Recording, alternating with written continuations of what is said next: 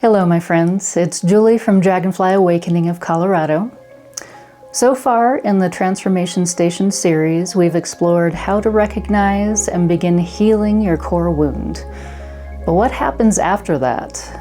There's an in-between place, a liminal space where the old ways no longer fit, and the healed version of you is still taking shape. Today we'll talk about how to move through this phase with patience, love, and grace as your true self begins to emerge.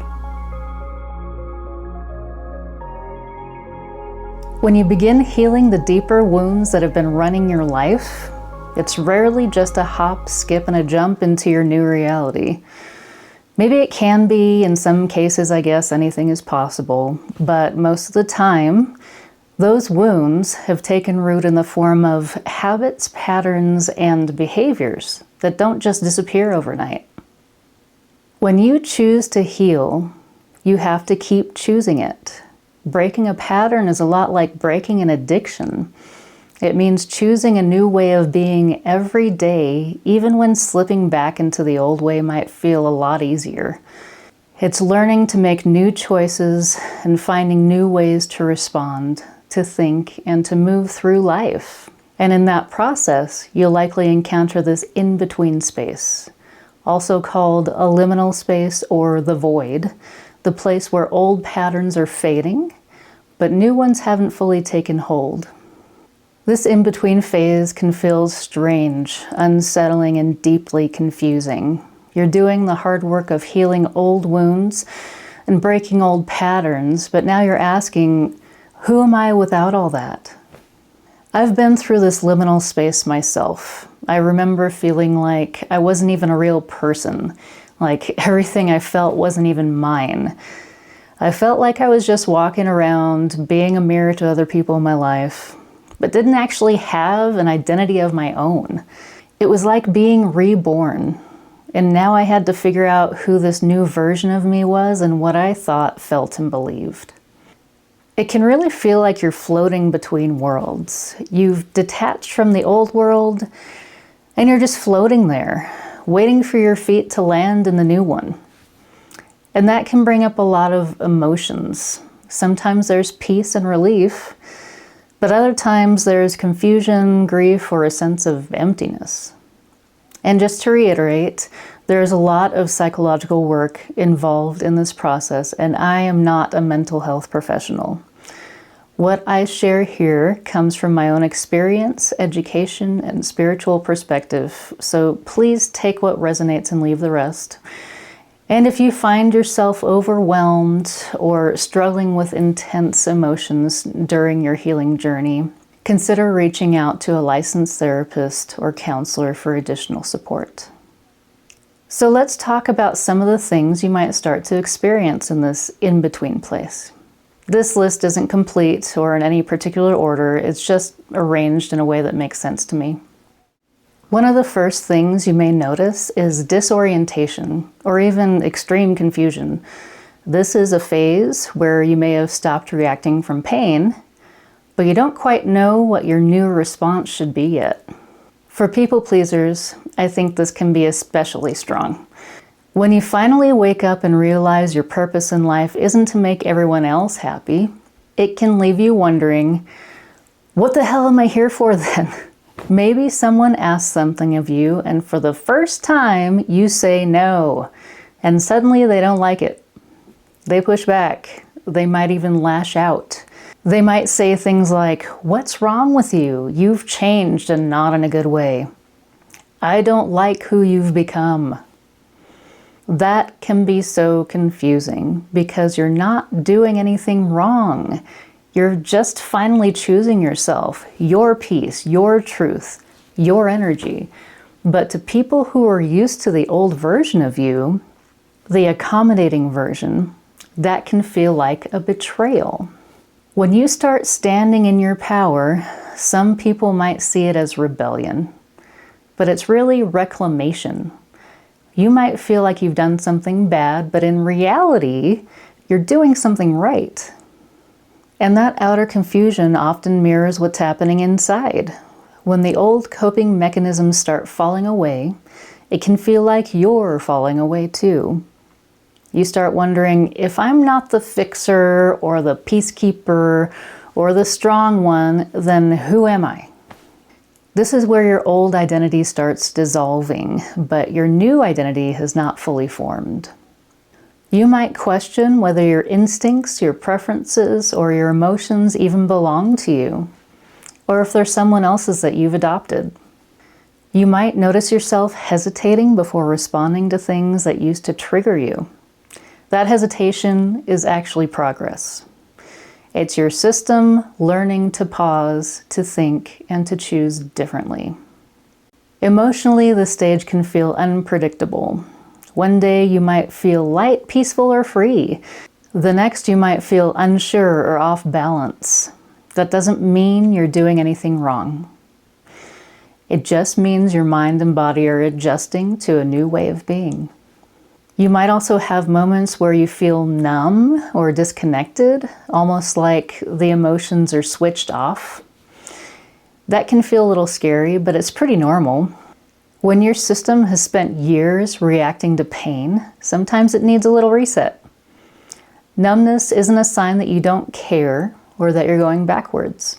It's simply your mind and body taking a breath while they recalibrate. And it is temporary.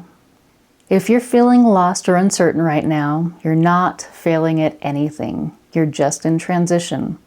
The old version of you is no longer running the show, and the new one is still getting their footing. It might look messy, but this is exactly what growth looks like.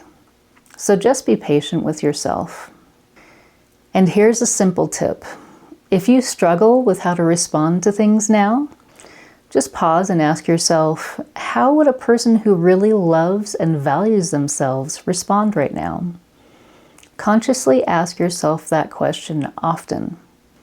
Even if you can't come up with a good answer at first, the practice itself will start teaching your mind that you are worthy of love, respect, and kindness. And part of what makes the in-between so disorienting is that it inevitably comes with loss. The loss of old identities, old patterns, and sometimes even old relationships. Yes, there will be loss. The reality is that you can't invite in a new way of being without shedding what's no longer working. When you heal and start releasing your old self, there will be a certain amount of grieving. You might not know who you are anymore. It's okay to grieve the old you. And here's something important. You might find yourself grieving relationships, roles, or dynamics that weren't good for you. That can feel confusing. You might think, why am I sad about losing something that hurt me? But grief doesn't just show up when something positive ends. You can grieve the familiar. You can grieve the version of you who kept the peace. You can grieve the illusion of safety that the old life gave you. That grief is not a sign that you want the old life back. It's a sign that you're releasing it. You might start thinking, it would be so much easier if I just went back to who I was and let everybody else have what they want. Then I wouldn't have to be going through all this shit. Would that really be easier? Nope, not at all. You know too much now. The healing is already well underway. There's no going back. But imagine how powerful you'll feel when you've reached the other side of this.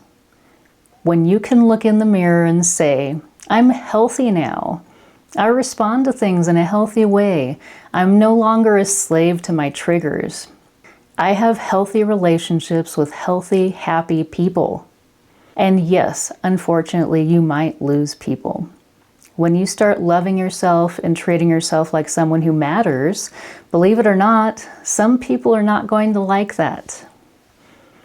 They might call you selfish. They might be used to you doing whatever they want, acting happy when you're not, brushing it off when they put you down.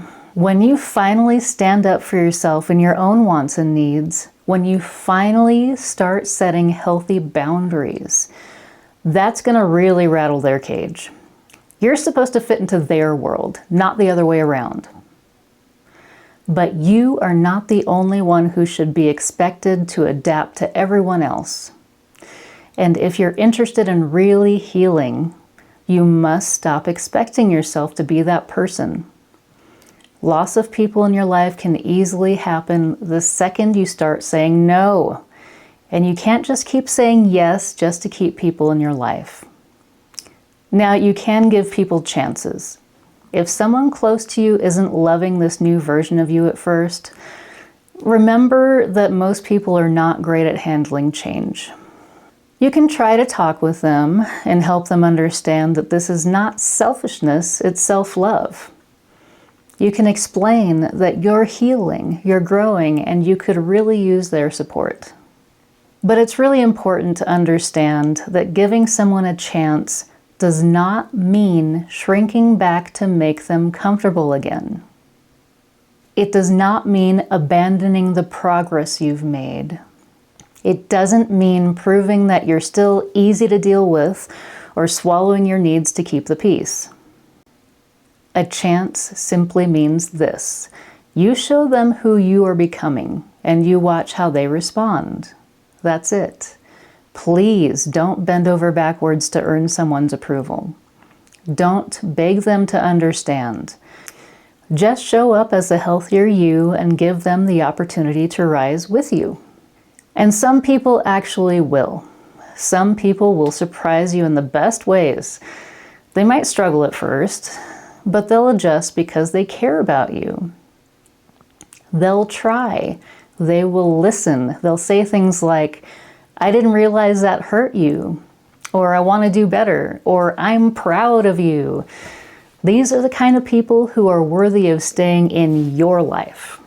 But others will make it so clear that they only loved you when you were easy to control, easy to manipulate, or easy to ignore. They will guilt trip you, call you selfish, or accuse you of changing too much. They'll try to make you feel responsible for their reactions. And if you keep growing, they might even fall away. But that's okay. Not everyone is meant to come with you on your new path. There are limits to the chances that we give to other people. You're not responsible for how someone responds to your healing. You are only responsible for staying honest, staying kind, and staying true to yourself. If someone cannot meet you with respect, care, or even a basic willingness to grow with you, then letting them go is not a failure. It's self-respect.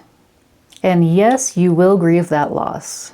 It's okay to grieve the people you've been close to who no longer fit in your life. But on the other side of that loss, something amazing happens. Your relationships become healthier and lighter and more authentic. You start attracting people into your life who love this new version of you, not the version of you you had to be to survive. This in-between phase is temporary, but there is no standard timeline. Some people move through it quickly, and others stay in it longer to adjust. There is nothing wrong with you if it's taking time. This phase is confusing, uncomfortable, and even very lonely at times. But it is also necessary and sacred. This is the part of the story right before you emerge from the cocoon and become the butterfly. This is the part where everything inside you rearranges itself so you can live in alignment with who you really are. So stay patient with yourself. Speak to yourself with kindness. You are becoming something beautiful. Thank you so much for being with me here today. I love creating these videos for you and sharing what I've learned along my own path. If this has helped you, please be sure to like, subscribe, and share it with anyone who might benefit from it. If you're looking for more support on your healing journey, my husband and I offer energy healing sessions and meditation instruction. You can visit dragonflyawakening.com to learn more or book a session with us. I'll see you in the next episode where we'll continue to explore the in-between space. This time we'll talk about something that I consider to be one of the stars of this show: anger. the role it plays in helping you become your healed self, and how to move through it with clarity, grace, and strength. Until then, please take good care of your beautiful self and keep shining your light. Bye.